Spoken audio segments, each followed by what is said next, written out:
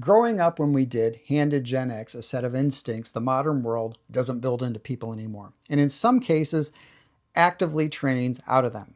Now, we're not perfect, and I'm not going to pretend our generation got everything right, but we got these right.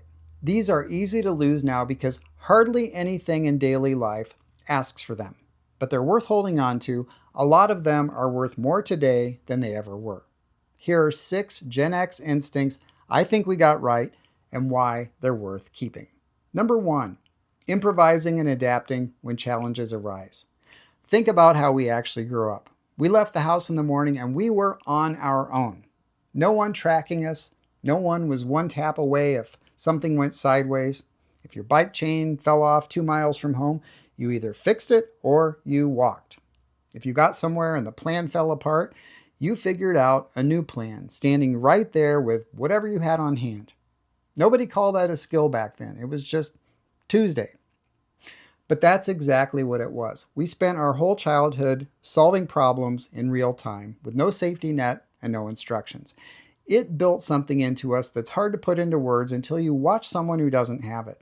When things go wrong, we don't lock up. We don't wait around to be rescued. Some part of us just shifts into, okay, what do we actually do here? And we start moving. That instinct is worth more now than it ever was. So much of modern life is set up so you never have to think on your feet. There's an app for it. There's a service for it. There's a manual for everything.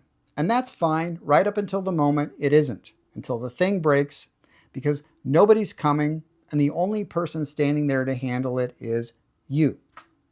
We know how to be that guy. We've been that guy our whole lives. And as I've always said, if all of it hits the fan someday, you want to be sure you got Gen X people in your corner because we know how to adapt and improvise. Number 2, tolerating silence and boredom. Here's something we had that many younger people have never really experienced. Long stretches of absolutely nothing. Riding in the back seat on a 4-hour drive, staring out the window, no iPads or DVD players in the car to keep us occupied.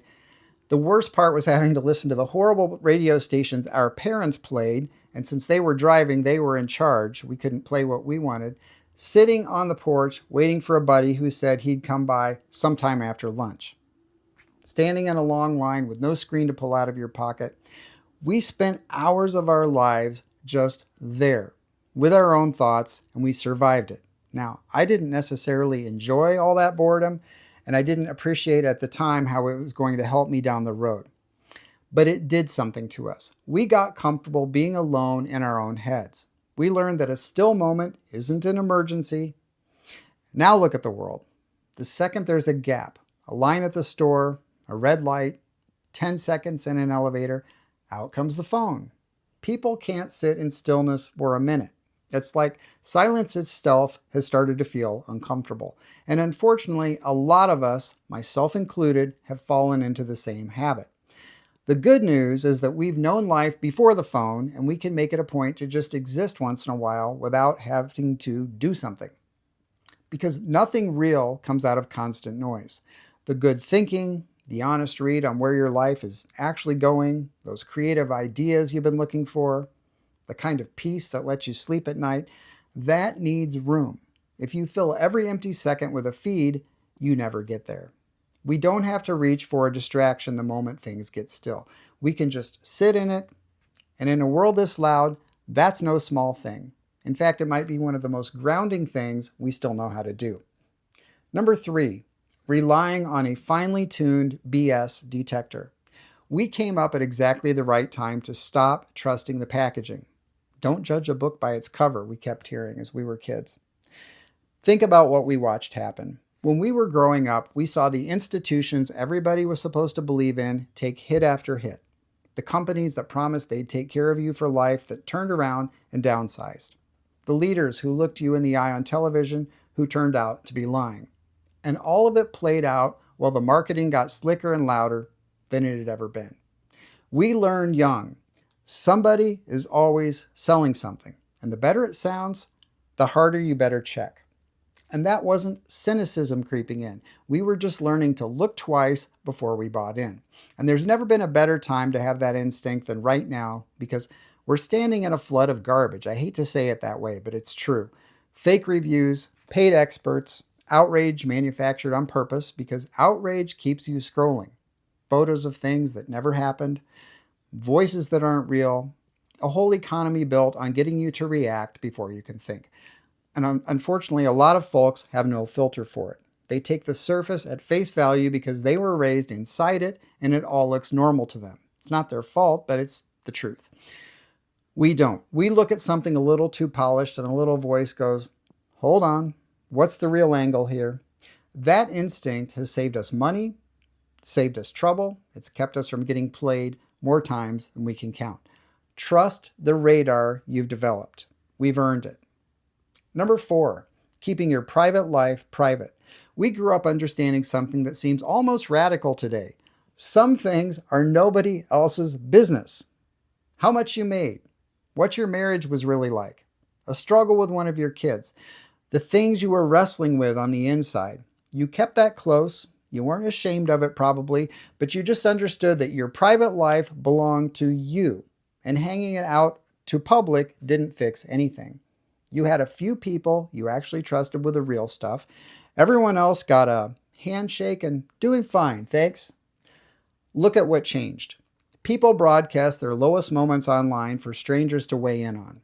The breakup, the diagnosis, the money trouble. Posted to a feed hoping for a pile of likes from people they've never met will somehow make it hurt less. Of course, it never works. We know better. We keep our business close, and not needing that attention is its own kind of strength. Nobody can use what they don't know about you against you. Your power stays yours. The real conversations and the real support happen offline with a handful of people who've earned the right to be there. And that was never about being shut down or hard to reach. We just figured out early that there's a difference between an audience and a friend.